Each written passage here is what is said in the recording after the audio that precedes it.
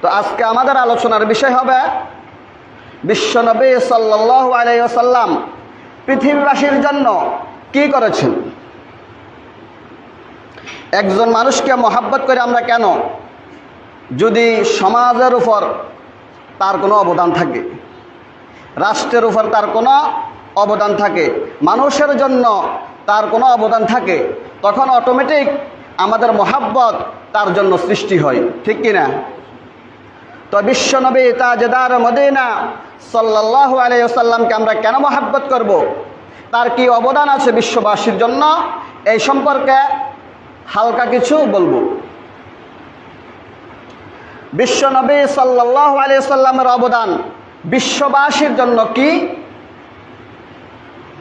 বিশ্বনবী সাল্লাল্লাহু আলাইহি ওয়াসাল্লামের সবচাইতে বড় অবদান যেটা, সেটা হলো তাওহীদ তথা একত্ববাদের আকীদা। আল্লাহর সৃষ্টির সেরা এই মানুষ জাতি, তার সবচাইতে দামি যে বস্তু মাথা, এই মাথাকে মানুষ ঠেকিয়ে দিত সামান্য পাথরের সামনে, সামান্য মাটির তৈরি মূর্তির সামনে, তুলসী গাছের সামনে, গরুর সামনে। মানুষ মনে করত এগুলা মানুষকে উপকার করতে পারে, এগুলা মানুষের ক্ষতি করতে পারে, এগুলা থেকে চাইলে কিছু পাওয়া যাবে, এগুলা মানুষের প্রয়োজন পুরা করতে পারে। ঠিক সেই মুহূর্তে বিশ্বনবী তাজদার মদিনা সাল্লাল্লাহু আলাইহি ওয়াসাল্লাম আগমন করলেন, দৃপ্ত কণ্ঠে ঘোষণা দিলেন যে হে লোক সকল, তোমরা যে জিনিসগুলার ইবাদত করতেছ, পূজা করতেছ, তোমাদের সবচাইতে দামি যে মাথা, এই মাথা যেগুলার সামনে ঠেকাইয়া দিতেছ, এরকম যত তোমাদের মাহবুদ আছে, সব মাহবুদকে যদি তোমরা একত্র করো, ওই সব মাহবুদ মিলিয়ে একটা মাসিও বানাইতে পারবে না।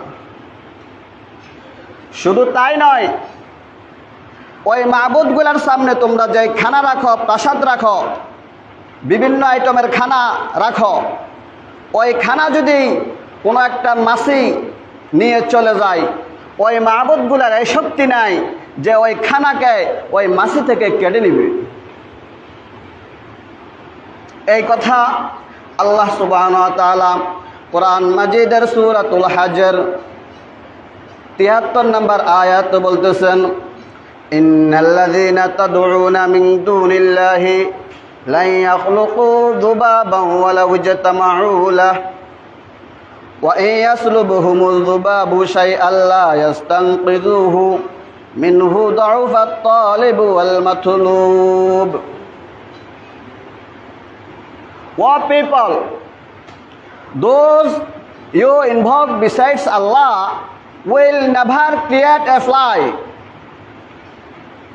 even if they gathered together for that purpose. Allah Ta'ala বলতেছেন, and if the fly should steal away from them a tiny thing, they could not recover it from him.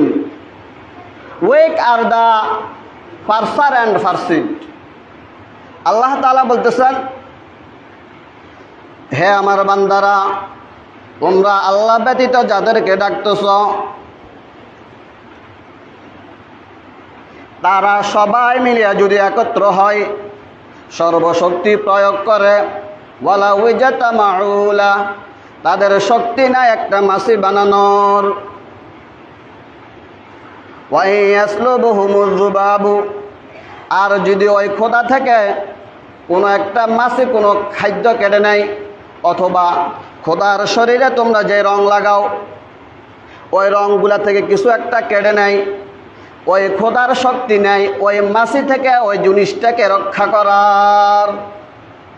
বুঝলেন নাই?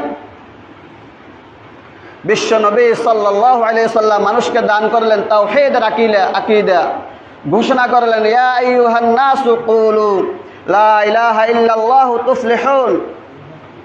ও পিপল, সে লা ইলাহা ইল্লাল্লাহ, ইউ উইল বি সাকসেসফুল। হে লোক সকল, তোমরা বলো আল্লাহ ছাড়া কোনো মাবুদ নাই, তাহলে তোমরা সফল হয়ে যাবা। এই তাওহীদের আকীদা, একত্ববাদের আকীদা, এটা এমন এক বিপ্লবী আকীদা, এমন এক শক্তিশালী আকীদা, যেটা পাল্টে দেয় সব ধরনের প্রতিকূলতা, সব ধরনের বাধা বিপত্তি। এটা এমন এক বিপ্লবী আকীদা, যেটা ধ্বংস করে দেয় বাতিল প্রভুদের সব ধরনের অবৈধ রাজত্ব। এটা এমন এক তাওহীদ আকীদা, যেটা মানুষকে, এটা এমন এক শক্তিশালী আকীদা, যেটা মানুষের অন্তরে সৃষ্টি করে প্রশান্তি, যেটা মানুষের অন্তরে সৃষ্টি করে স্থিরতা। এই আকীদার বদৌলতে, এই একত্ববাদের আকীদার বদৌলতে মানুষ এমন পরিবর্তন হয়ে গেছে, মানুষের মনের মধ্যে এখন আর বাতিল প্রভুদের ব্যাপারে কোনো ভয় নাই। তাদের এই বিশ্বাস সৃষ্টি হয়ে গেছে যে পৃথিবীর মধ্যে আল্লাহ ছাড়া কেউ উপকার করার কোনো শক্তি রাখে না, আল্লাহ ছাড়া ক্ষতি করার শক্তিও কেউ রাখে না, আল্লাহ ছাড়া অন্য কোনো কিছু মানুষকে কোনো কিছু দিতেও পারে না, আল্লাহ ছাড়া আর কেউ মানুষ থেকে কোনো কিছু কেড়েও নিতে পারে না। বুঝলেন নাই?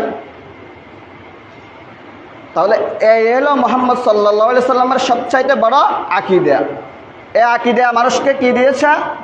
এই তাওহীদের আকীদার বদৌলতে বিশ্ববাসী দীর্ঘস্থায়ী, চিরস্থায়ী জাহান্নামের আগুন থেকে মুক্তি পেয়েছে। তারা এখন অধিকারী হয়েছে জান্নাতের। বিশ্ব